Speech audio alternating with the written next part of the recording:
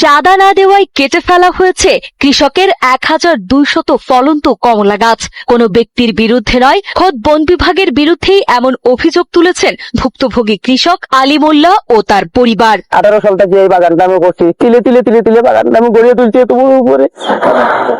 আজকে আমার এই বাগানে দুটো বেজার হিসাবে টাকা দিলে, কারণ আমি চাঁদা চাইছি, আমার কাছে 10 লাখ টাকা আমার বলে বাগান আইছে। আমরা যে গাছ লাগাইছি চাষাবাদ করে খাওয়ার জন্য, আপনার সরকারি কর্মকর্তারা বিসিএস ক্যাডার এক একজন, এই দেখেন একদম নমুনা। আপনি বেতন দিয়ে তাদেরকে পুষে রাখতেছেন আর আমাদেরকে লাথি মারার জন্য। আর আপনি বড় বড় কথা বলেন যে গাছ লাগাবেন, পরিবেশ বাঁচান। পরিবেশ কাদের জন্য?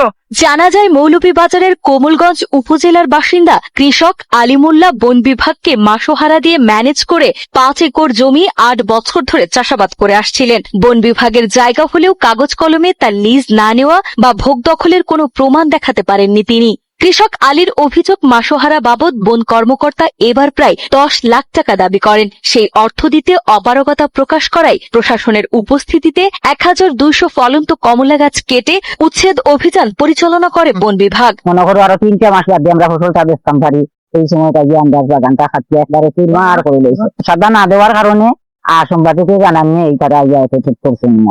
তবে চাঁদাবাজি বা অসৎ উদ্দেশ্যে বাগান কেটে ফেলার এই অভিযোগ পুরোপুরি অস্বীকার করেছে বন বিভাগ। সরকারি জমি দখলমুক্ত করতেই নির্বাহী ম্যাজিস্ট্রেট ও পুলিশের উপস্থিতিতে আইন অনুযায়ী এই উচ্ছেদ অভিযান পরিচালনা করা হয়েছে বলে জানান রাজকান্দি বন রেঞ্জের রেঞ্জ কর্মকর্তা প্রীতম বড়ুয়া। এরকম কোনো কিছু না, এটা হচ্ছে পুরোপুরি অভিযোগটা বেশি, যেহেতু আমরা অনেকদিন ধরে অভিযানগুলো পরিচালনা করতেছি। রাজকান্দি রেঞ্জে শুধু এটা তো প্রথম অভিযান না, এক লাগানোর এখানে কোনো কিছু না। 8 বছর 10 বছর এটা জবরদখল ছিল, জবরদখলটা আমরা উচ্ছেদ করেছি।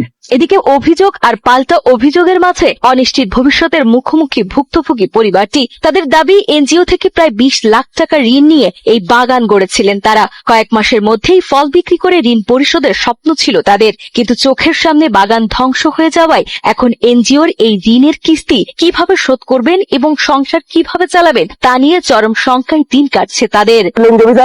নিজে আসছে আমার বাড়িতে, প্রীতম বড়ুয়া, সে আমার বাড়িতে আসছিল যে তুমি এখন তোমার গাছে অনেক ফল আছে, এখন তুমি অনেক টাকা পাবা, তাহলে তার পাশে আমাদের কিছু দিবা না? আমি এই বছরটা টাকাটা দিই নাই, প্রতি বছর তারা টাকা দিই, এই বছরটা টাকাটা না দেওয়ার কারণে আমার এই একটা ক্ষতি করছে স্যার, আমার রাস্তা নামাই